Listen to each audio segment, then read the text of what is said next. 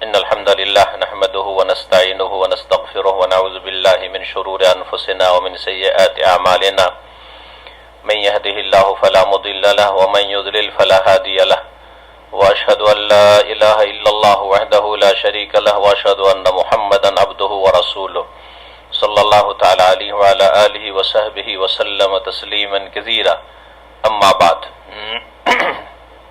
সম্মানিত শ্রোতা ও দর্শক মণ্ডলী, আজ জুমাবার 17 জিলহজ 1441 হিজরি মোতাবেক 7 আগস্ট 2020 মসজিদুল হারাম মক্কাতুল মুকাররমায় যে জুমার খুতবা প্রদান করা হয়েছে, খতিব হচ্ছেন সম্মানিত শেখ ডক্টর আব্দুল্লাহ বিন আওয়াদ আল জুহানি হাফিজাহুল্লাহ তাআলা। এই সংক্ষিপ্ত খুতবার অনুবাদ আপনাদের সামনে পেশ করব ইনশাআল্লাহ তাআলা। খুতবার বিষয়বস্তু হচ্ছে রাসূলুল্লাহ সাল্লাল্লাহু আলাইহি ওয়াসাল্লামের একটি আদর্শ হচ্ছে ওসিয়ত করা। সম্মানিত খতিব আল্লাহ রাব্বুল আলামিনের প্রশংসা খুতবাতুল হাজাই পেশ করেছেন, রাসূলুল্লাহ সাল্লাল্লাহু আলাইহি সাল্লামের উপর সালাত ও সালাম পেশ করেছেন, আর তারপরে বলছেন যে হে মুসলিমগণ, মহান আল্লাহ বহু রাসূল প্রেরণ করেছেন, তাদের সাথে বহু আসমানি গ্রন্থ নাজিল করেছেন, মানব জাতিকে এক আল্লাহর তাওহীদের দিকে আহ্বান করার জন্য,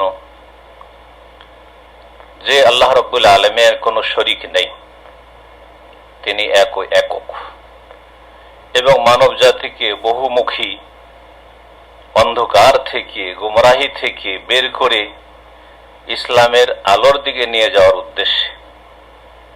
মানব জাতি গুমরাহ পথভ্রষ্ট হয়ে গেছিল, তাদের পথভ্রষ্টতার পরে তাদের হেদায়েতের উদ্দেশ্যে যুগে যুগে আম্বিয়া রাসূলগণকে আল্লাহ রাব্বুল আলামিন প্রেরণ করেছেন। মহান আল্লাহ রাব্বুল আলামিনের একটি বড় রহমত হচ্ছে বিশেষ করে এই উম্মতের ওপর, যেই উম্মত হচ্ছে সর্বশেষ উম্মত, যে তাদের জন্য আল্লাহ রাব্বুল সবচাইতে শ্রেষ্ঠ আফজাল সর্বোত্তম রাসূল প্রেরণ করেছেন, যিনি হচ্ছেন আমাদের নবী, আমাদের রাসূল মুহাম্মদুর রাসূলুল্লাহ সাল্লাল্লাহু আলাইহি ওয়াসাল্লাম, যাকে আল্লাহ রাব্বুল আলামিন সমস্ত রাসূলগণের মাঝে মনোনীত করেছেন। তিনি আল্লাহর খলিল। যেমন আল্লাহ রাব্বুল আলামিন তার উম্মতকে শেষ উম্মত এবং শ্রেষ্ঠ উম্মত হিসাবে আল্লাহ রাব্বুল আলামিন মনোনীত করেছেন, কুনতুম খায়রা উম্মাহ, তোমরা হচ্ছ শ্রেষ্ঠ উম্মাহ। সুতরাং মানব জাতির মুক্তির একমাত্র পথ, সৌভাগ্যের একমাত্র পথ হচ্ছে যে রাসূলুল্লাহ সাল্লাল্লাহু আলাইহি সাল্লাম যা আমাদেরকে জানিয়েছেন দ্বীনের বিষয়াদি, তা বিশ্বাস করা, এবং তিনি যেসব কথা কাজ থেকে নিষেধ করেছেন এবং সতর্ক সাবধান করেছেন তা হতে বিরত থাকা, এবং তার সাথে সাথে ইবাদত একমাত্র করতে হবে রাসূলুল্লাহ সাল্লাল্লাহু আলাইহি সাল্লামের আনীত বিধান অনুযায়ী, তার সুন্নাহ ভিত্তিক।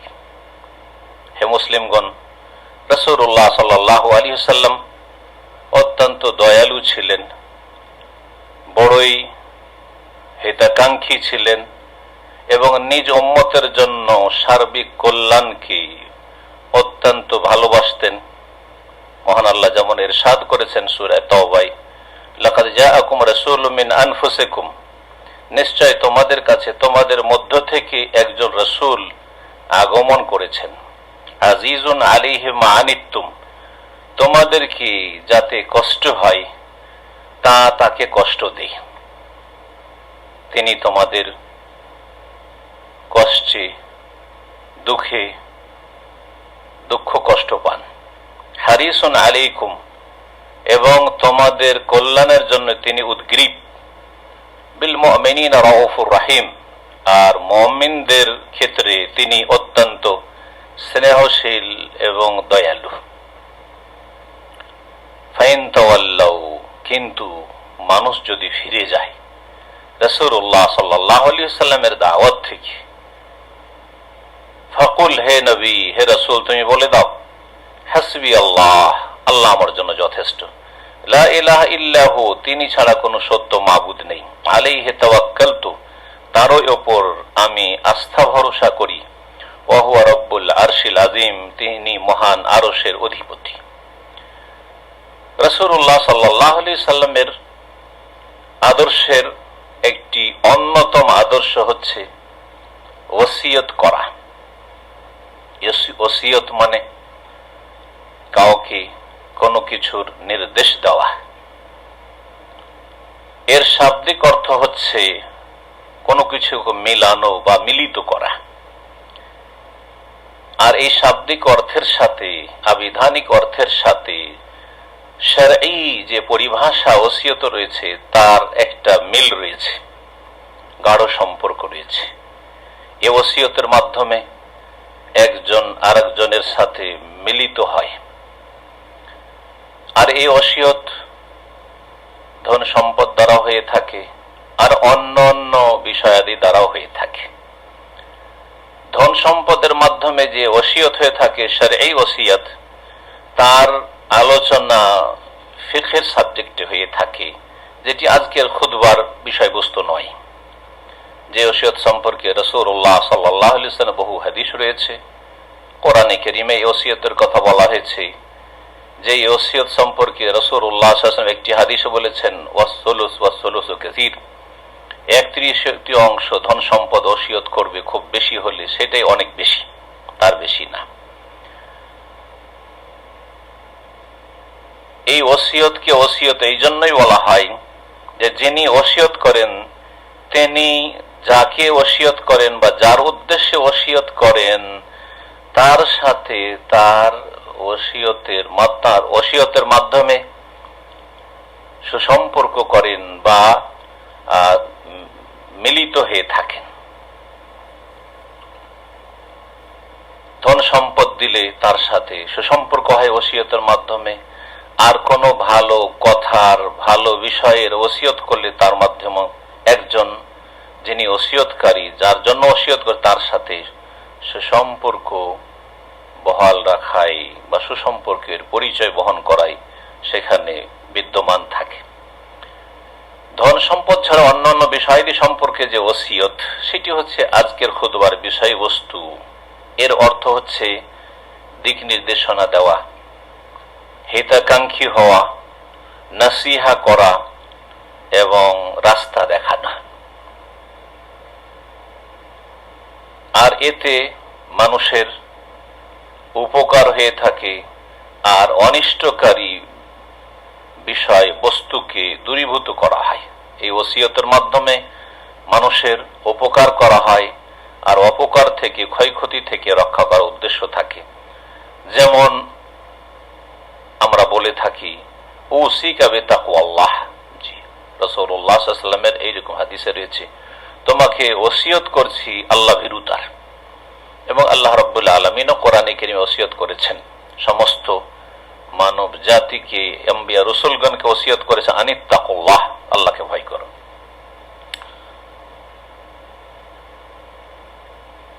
সাহাবায়ে কেরামগণ বলতেন, আওসানি রাসূলুল্লাহ সাল্লাল্লাহু আলাইহি ওয়াসাল্লাম, রাসূলুল্লাহ সাল্লাল্লাহু আলাইহি ওয়াসাল্লাম আমাকে ওসিয়ত করেছেন। আমরা যদি হাদিসগুলি চর্চা করি ওসিয়ত সম্পর্কীয়, বা যেই হাদিসগুলিতে ওসিয়তের শব্দটি উল্লিখিত হয়েছে, তাহলে আমরা বহুমুখী আর বহু প্রকারের গুরুত্বপূর্ণ ওসিয়তের কথা পাবো, যা রাসূলুল্লাহ সাল্লাল্লাহু আলাইহি ওয়াসাল্লামের হাদিসে রয়েছে, এবং মানব জীবনের বিভিন্ন ক্ষেত্রকে সেসব বিষয়গুলি শামিল। সেটা পার্থিব বিষয় হতে পারে, আর সেটা পারলৌকিক বিষয় হতে পারে। কিন্তু ধন সম্পদ ছাড়া অন্যান্য যে ওসিয়ত রয়েছে সেটি আখিরাতের ক্ষেত্রে, পরকালের ক্ষেত্রেই অধিকাংশ ক্ষেত্রে হয়েছে। অধিকাংশ সময় রাসূলুল্লাহ সাল্লাল্লাহু আলাইহি ওয়াসাল্লাম পারলৌকিক বিষয়ে বা দ্বীনি বিষয়ে ওসিয়ত করেছেন। আর সেটা বড় সংক্ষেপে করেছেন। এ সমস্ত ওসিয়ত যা রাসূলুল্লাহ সাল্লাল্লাহু আলাইহি ওয়াসাল্লামের আদর্শে সুন্নায় রয়েছে, তার মধ্যে একটি ওসিয়ত হচ্ছে, গুরুত্বপূর্ণ ওসিয়ত, রাসূলুল্লাহ সাল্লাল্লাহু আলাইহি ওয়াসাল্লাম মহান আল্লাহ তাআলার কিতাব সম্পর্কে ওসিয়ত করেছেন। আওসা বিকিতাবিল্লাহ। যখন জিজ্ঞেস করা হয় রাসূলুল্লাহ সাল্লাল্লাহু আলাইহি ওয়াসাল্লাম ওসিয়ত সম্পর্কে, তখন বলা হয় যে তিনি আল্লাহর কিতাব সম্পর্কে ওসিয়ত করেছেন যে আল্লাহর কিতাবকে তোমরা আঁকড়ে ধরবে, আল্লাহর কিতাবের সার্বিক জীবনে বাস্তবায়ন করবে। এই আল্লাহর কিতাবের ওসিয়ত, আল্লাহর কিতাবের হক আদায় করবে, সেটি এই কিতাবের তেলাওয়াতের মাধ্যমে, এই কিতাবের বাস্তবায়নের মাধ্যমে, আমল করার মাধ্যমে। আবু যার রাদিয়াল্লাহু তাআলা আনহু একটি হাদিসে বলছেন, কুলতু ইয়া রাসূলুল্লাহ আউসিনি, আমি বললাম হে আল্লাহ রাসূল সাল্লাল্লাহু আলাইহি ওয়াসাল্লাম, আমাকে ওসিয়ত করুন। তখন তিনি বলেছেন, আলাইকা বিতিলাওয়াতিল কোরআন, তুমি কোরআনে কারীমের তেলাওয়াতকে আবশ্যক করে নেবে। তুমি কোরআনে কারীমের তেলাওয়াতকে আঁকড়ে ধরবে। ফাইন্নাহু নূরুন লাকা ফিল আরদি, তা হচ্ছে তোমার জন্য পৃথিবীতে জ্যোতি, নূর।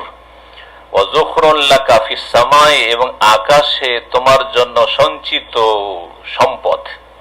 ইমাম ইবনে হিব্বান রাহমাতুল্লাহি আলাইহি তার সহিহ কিতাবে হাদিসটি সংকলন করেছেন।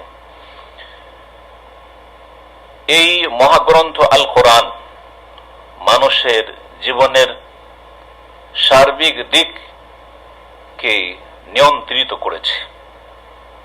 তার একটি দিক হচ্ছে প্রতিপালকের সাথে সম্পর্ক, বান্দার তার রবের সাথে, তার মালিকের সাথে, তার মাবুদের সাথে সম্পর্ক।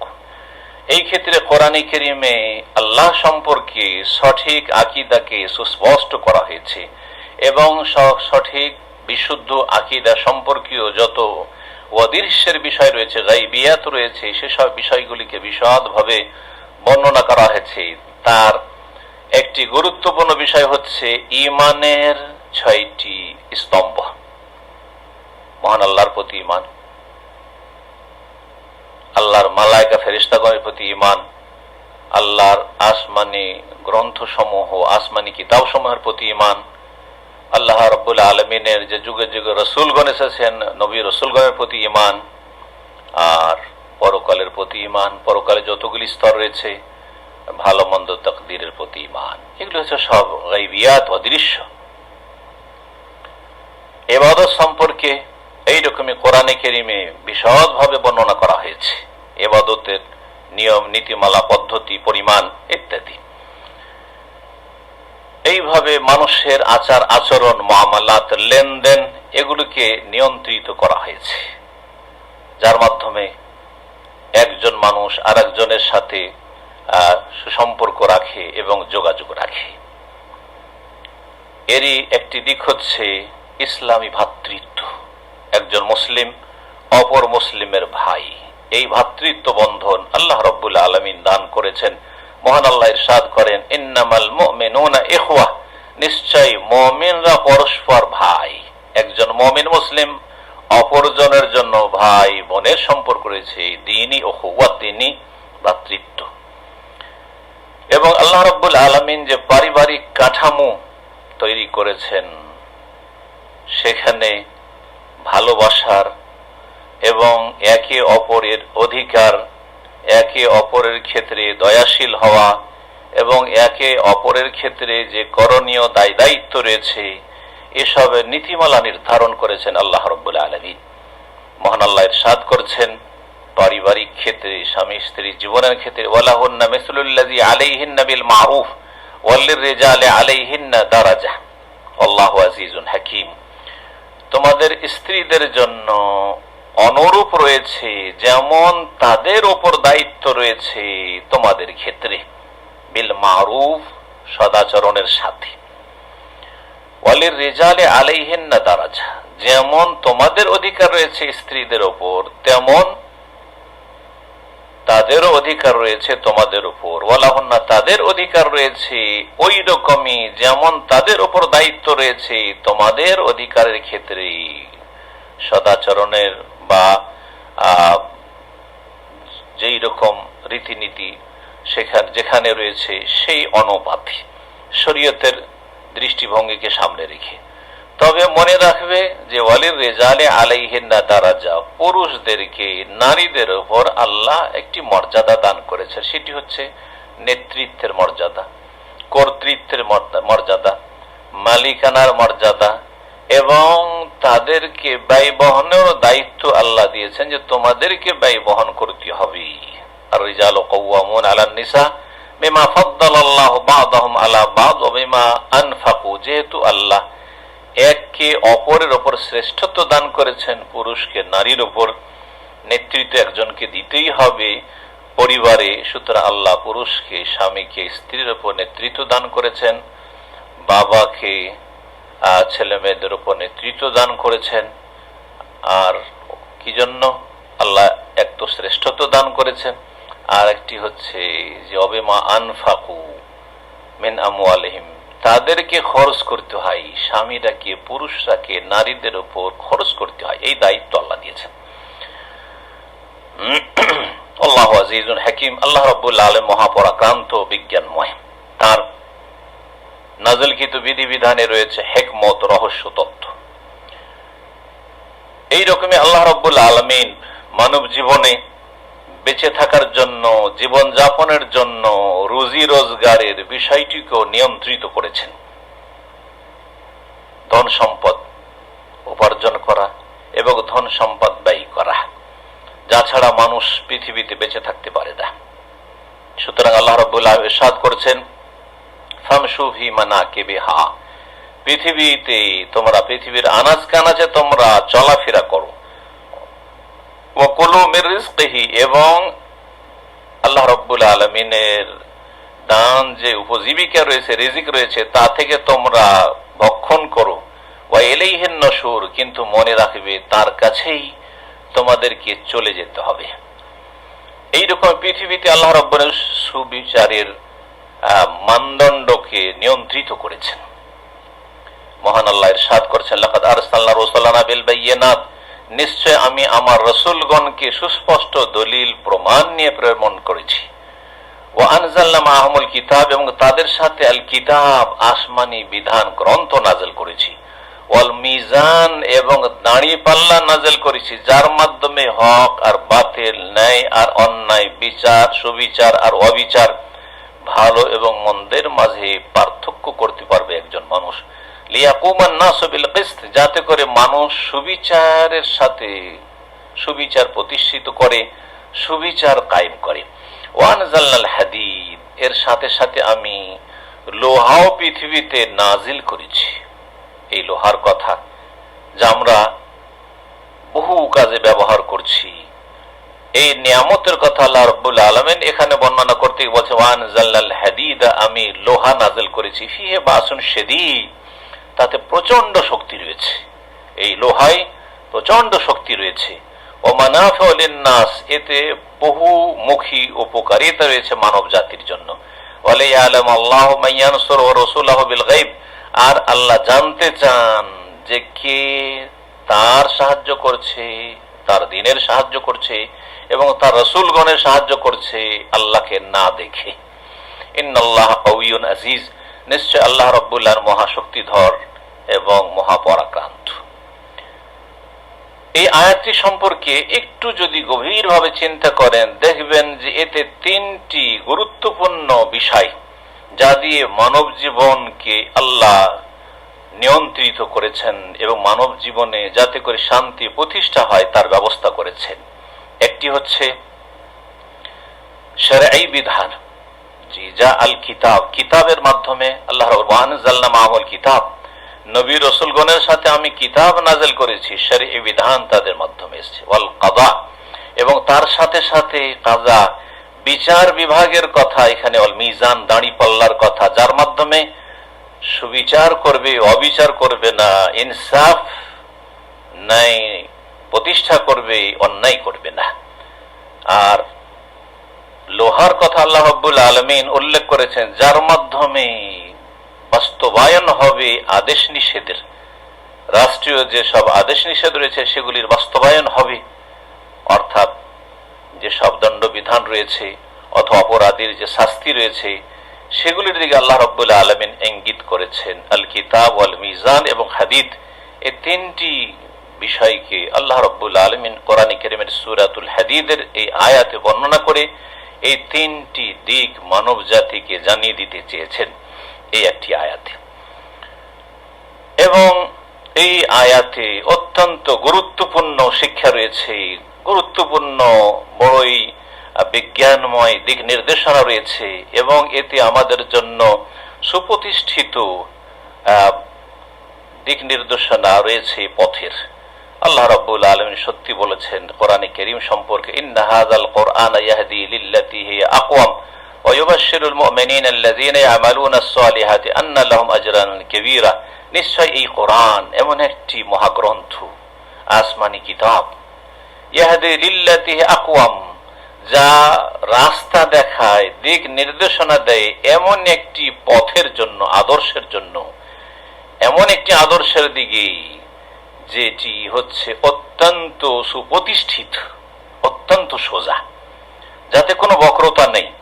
ওয়ায়ুবাশশিরুল মুমিনিন, এবং যারা ঈমানদার বিশ্বাসী তাদেরকে সুসংবাদ দেয় আল কোরআনুল কারীম, আল্লাযীনা ইয়ামালুনাস সালিহাত, যারা ঈমানের সাথে সাথে নেক আমলগুলি করে, সৎকর্মশীল হয়ে সৎ জীবন যাপন করে, কি সুসংবাদ দেয়? আন্না লাহুম আজরান কাবীরা, তাদের জন্য মহাপুরস্কার রয়েছে।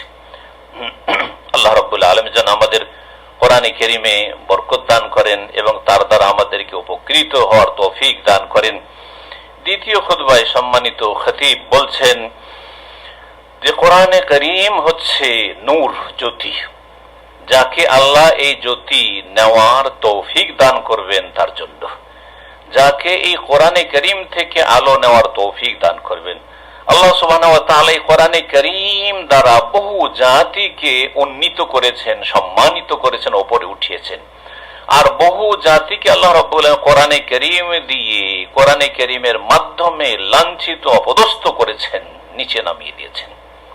রাসূলুল্লাহ সাল্লাল্লাহু আলাইহি ওয়াসাল্লাম একটি হাদিসের দিকে এখানে ইঙ্গিত করা হয়, ইন্নাল্লাহা ইয়ারফাউ বিহাযাল কিতাবি আকওয়ামান ওয়া ইয়াদাউ বিহি আখারিন। আল্লাহ রাব্বুল আলামিন এই কিতাব আল কোরআনুল কারীমের মাধ্যমে বহু জাতি, আকওয়াম, বহু জাতিকে আল্লাহ সম্মানিত করেছেন, যাদেরকে কেউ চিনত না, যাদের কোনো অস্তিত্ব ছিল না, যাদের কোনো অবস্থান ছিল না, তাদেরকে আল্লাহ অনেক উঁচাতে উঠিয়েছেন। এই কোরআনে কারীমের প্রতি যারা ঈমান নিয়ে এসেছে, কোরআনে কারীমের যারা জীবনে বাস্তবায়ন করেছে, কোরআনে কারীমের দিকে দাওয়াত দিয়েছে, কোরআনে কারীমের শিক্ষা লাভ করেছে এবং শিক্ষা দিয়েছে, কোরআনে কারীমের কথা আবার প্রচার প্রসার যারা করেছে, এক কথায় কোরআনে কারীমকে যারা যত বেশি নিজের জীবনে আঁকড়ে ধরেছে এবং সেই কোরআনে কারীমের যত বেশি খেদমত করতে পেরেছে ইখলাসের সাথে, তত বেশি আল্লাহ তাদেরকে ইয়ারফাও সম্মানিত করেছেন।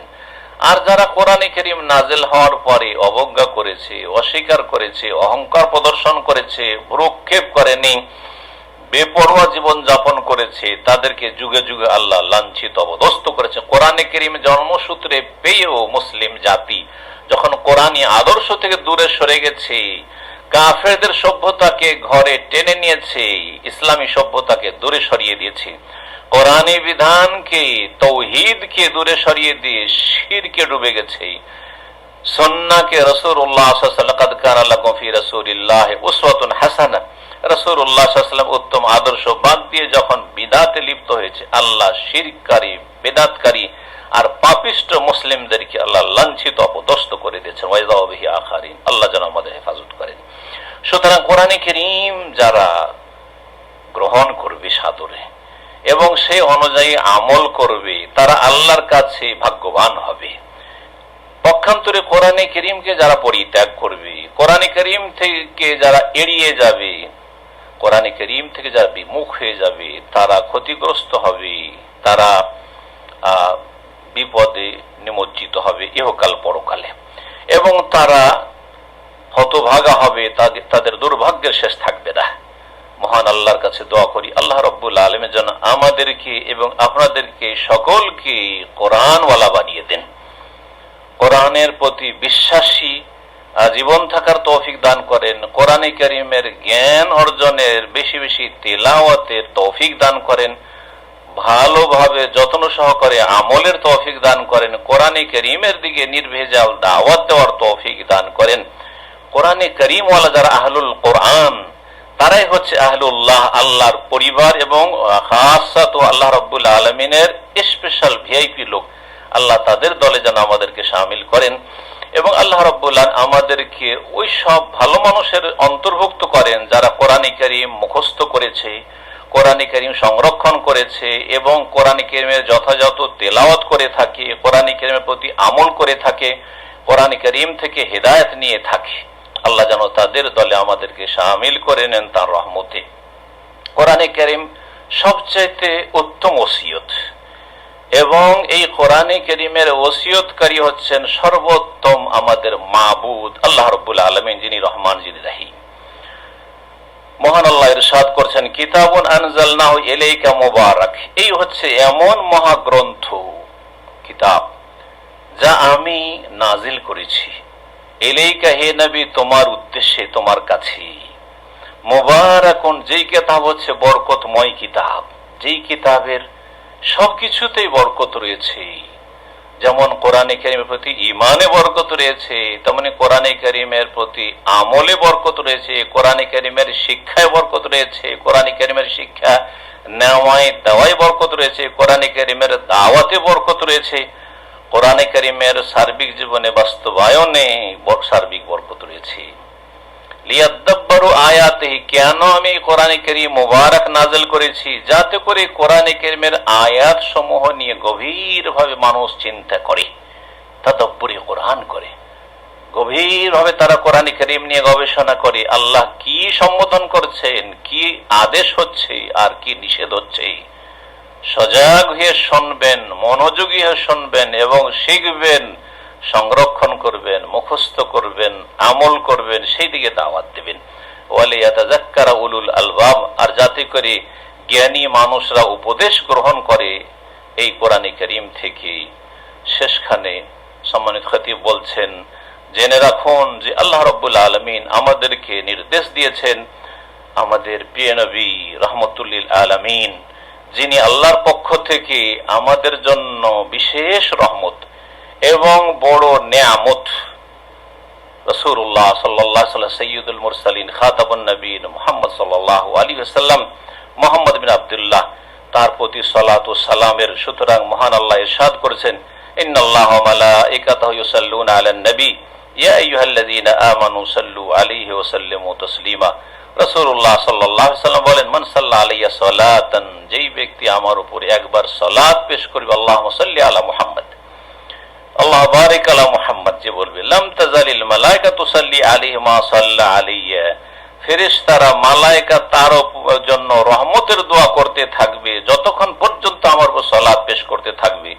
ফালিয়াকিল্লা আবদুন মিন যালিকা আও লিয়ুকসির, সুতরাং এখন যে কোনো বান্দা হয় কম সালাত পেশ করুক, যদি কম ফেরেশতার দোয়া মনে করে যে নেব, আর যদি ফেরেশতার দোয়া বেশি নিতে চায় তাহলে বেশি বেশি সালাত পেশ করুক। এই হচ্ছে রাসূলুল্লাহ সাল্লাল্লাহু আলাইহি ওয়াসাল্লামের একটি গুরুত্বপূর্ণ হাদিস। আল্লাহ রাব্বুল আলামিন যেন রাসূলুল্লাহ সাল্লাল্লাহু আলাইহি ওয়াসাল্লামের হাদিসের উপর আমল করে বেশি বেশি সালাত পেশ করার তৌফিক দান করেন।